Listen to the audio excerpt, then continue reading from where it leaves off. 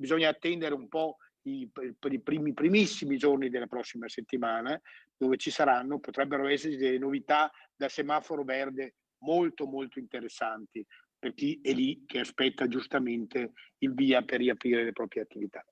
Riaperture se l'algoritmo basato sui parametri fissati dal governo confermerà che il rischio in Veneto di nuova propagazione del contagio è basso, anche l'esecutivo è determinato a favorire le riaperture dei negozi. Non posso dire esattamente se dall'11, ma comunque in tempi molto brevi si potranno fare quelle aperture concordate tra la Regione e lo Stato, perché l'interesse di riaprire è comune. Solo uno sciocco, uno in malafede può pensare che gli aiuti di Stato sostituiscano i redditi. Variati che ha parlato del ruolo in questa seconda fase anche delle forze dell'ordine. Sempre di più queste forze di polizia passeranno da controllare i cittadini a proteggere i cittadini nei confronti delle forme di criminalità. È da immaginare che, come una molla che si è caricata, ci possa essere una spinta poi di ripresa della criminalità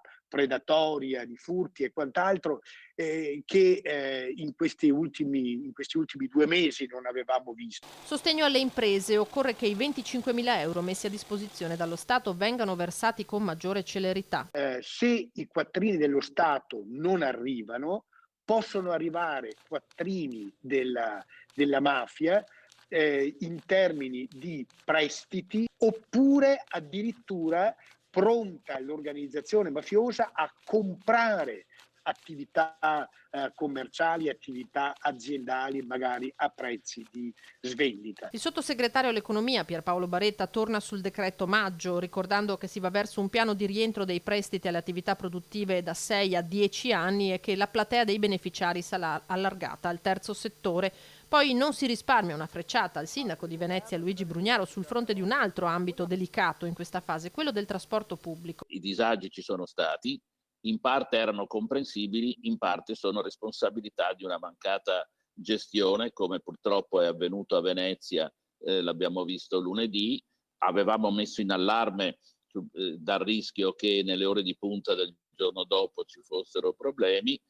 Si è visto che ci sono stati, tant'è che ieri opportunamente, per fortuna, meglio tardi che mai, si è ricorsi a un incontro con i sindacati per provare a trovare una soluzione di gestione. Rincara la dose il sottosegretario alla presidenza del Consiglio Andrea Martella, ricordando i 70 milioni arrivati dall'Europa per i danni subiti a novembre da Venezia, che si sommano a quelli già stanziati dal governo e ai 102 aggiunti all'accordo sul porto. Ieri ho visto che il sindaco di Venezia Brugnaro ha ringraziato il commissario alla protezione civile Borrelli. Mi fa piacere, vedo in lui una certa allergia, come dire, a riconoscere al governo quanto sta facendo, ma evidentemente questo fa parte di un suo modo di fare.